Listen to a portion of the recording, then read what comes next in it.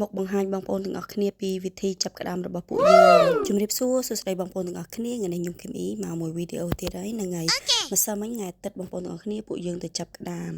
បងប្អូនឃើញអាដុំមូមូនៅលើស្មៅនឹងអត់អានឹងគឺជាស្មៅគេទុកសម្រាប់ខាតិចនៅថ្ងៃនេះបងប្អូនទាំងអស់គ្នាសម្រាប់ទីតាំងដែលបងប្អូនបានសួរខ្ញុំចឹងខ្ញុំដាក់នៅលើអេក្រង់នឹងចឹងបងប្អូនអាច screenshot ទុកមើលបានខ្ញុំទៅដល់អត់មានកម្រងទេបងប្អូនអើយនិយាយទៅដំបូងហ្នឹងថាប្តីខ្ញុំគាត់ទៅចឹងណាខ្ញុំហ្នឹង Black Friday ចឹងយើងត្រូវការ shopping ទៅពេលឲ្យប្តីគាត់ថាមកយើងទៅទាំងអស់គ្នាមកជួបជុំគ្រួសារធំចឹងក៏ដាច់ចិត្តទៅទាំងអស់គ្នាម្ដងទៅចឹងហើយទៅឆ្លន់មែនតើបងប្អូនទាំងអស់គ្នាហើយទៅហ្នឹងម៉ោងចង់ហួសពេលម៉ោងរកក្តាមណាទឹកពោះពេលទៅរកក្តាមម្ដងពួកយើងតែងតែមើលអាកាសធាតុរបៀបថាទឹកឡើងទឹកចុះគេមិនខ្ញុំអត់សូវចេះទេបងប្អូនតែពួកយើងគិតថាអត់ទេយើងត្រូវតែទៅពួកឲ្យយើងសម្រាប់ថ្ងៃទឹកមួយថ្ងៃយកកូនទៅមួយទឹកលេងផងចឹងណាបងប្អូនហើយនិយាយទៅពួកខ្ញុំរស់នៅគឺចិត្តសមុទ្រទេជិះតែ5នាទី10នាទីហ្នឹងគឺថាសមុទ្រជុំវិញផ្ទះនឹងឯងសូម្បីតែម៉ោងម៉ោងកនុយអីពួកយើងជិះតែ15នាទីទៅដល់ហើយល្បីថាស្អាតប៉ុន្តែដល់ពេលខ្ញុំទៅបានទៅដល់កន្លែងនេះគឺស្អាតថ្លាជាងនៅម៉ោងម៉ោងកនុយយើងទៀតណាបងប្អូនទាំងអស់គ្នានិយាយទៅហាត់ខកបំណងហើយប្រហែលជាអាចនឹងទៅម្ដងទៀតតែគ្រាន់តែចាំមើលថ្ងៃណាមេឃបើកថ្ងៃល្អស្អាតចឹងណាសមិញហ្នឹងវារៀងសតុំបងប្អូនប៉ុន្តែបងប្អូនអាចឃើញទឹកទេថ្លាឡើងមើលឃើញដល់បាតហ្មងម្យ៉ាងដែរតើបងប្អូនយើងទៅអត់សូវក្តៅខ្លាំងចឹងទៅកូនក៏យើងលេងទៅគាត់អត់សូវក្តៅខ្លាំងហើយយើងអ្នកអង្គុយចាំណាក៏អត់សូវក្តៅខ្លាំងដែរនឹងហើយម្សិលមិញក៏មានបងប្អូនយើងទៅលេងគួសមដែរហើយ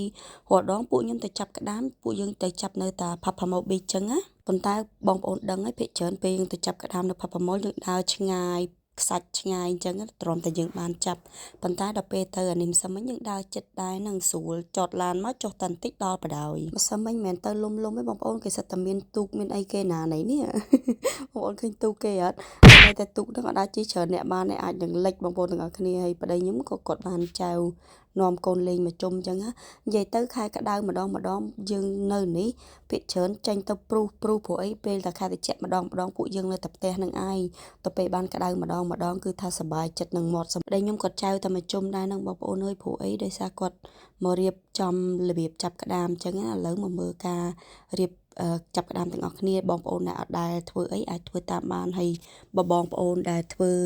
ចាប់ក្តាមរបៀបម៉េចអីអាចខមមិនខាងក្រោមចែករំលែកបទពិសោធន៍ទាំងអស់គ្នាបានអញ្ចឹងណានឹងហើយបងប្អូនមើលនុយគេសិតតែកផ្លូវមន់ណាបងប្អូនពួកយើងដាក់អាត្រង់ហ្នឹងមានមួយអញ្ចឹងបងប្អូនដល់ពេលហើយអញ្ចឹងទៅយើងចៅទូកទម្លាក់វាទៅខាងជ្រៅដែរអញ្ចឹងហើយទុកវាចោលនៅនឹងរហូតពួកយើងនៅលេងទឹកលេងអីរៀបនៅឃើញបងប្រុសគាត់ចៅទូកហ្នឹងចៅយកទៅទម្លាក់នៅជ្រៅចោលអញ្ចឹងទៅពួកយើងនៅតែលេងទុកវាចោលអញ្ចឹងហើយក៏មានការស្ទូចផងដែរបងប្អូនយើងមានស្ទូចរបៀបស្ទូចនេះជាសំណាញ់ណាបងប្អូនអាចឃើញនៅខាងដើម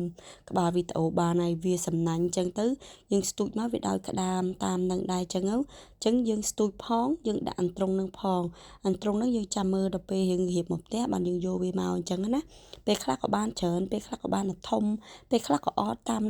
អាកាសធាតុដែរអញ្ចឹងបងប្អូនទាំងអស់គ្នានិយាយថាទៅស្ទូចក្តាមហ្នឹងដោយខ្លួនឯងហ្នឹងថាពីចូលចិត្តក្តាមខ្លាំងតែពិតយកមកប្រចាំគ្នាថាយកទៅអញយកទេយកទៅហើយអានេះ3នេះយើងស្ទូចបានទេបងប្អូនអាមែនដាក់ត្រង់ធំហ្នឹងឯណាក្នុងត្រង់ធំបានដែរខ្ញុំអត់ដឹងថាបានប៉ុន្មានពួកអីរៀងភ្លៀងទៅខ្ញុំរត់ឡើងលើបាត់តែខណៈនេះខ្ញុំទៅចាប់យើងបានក្តាមប៉ុណ្ណឹងអញ្ចឹងបងប្អូនហើយផ្កានេះផងដែរគេញ៉ាំបានខ្ញុំនឹងមានវីដេអូជូនបងប្អូននៅវីដេអូក្រោយអរគុណជម្រាបលាបាយ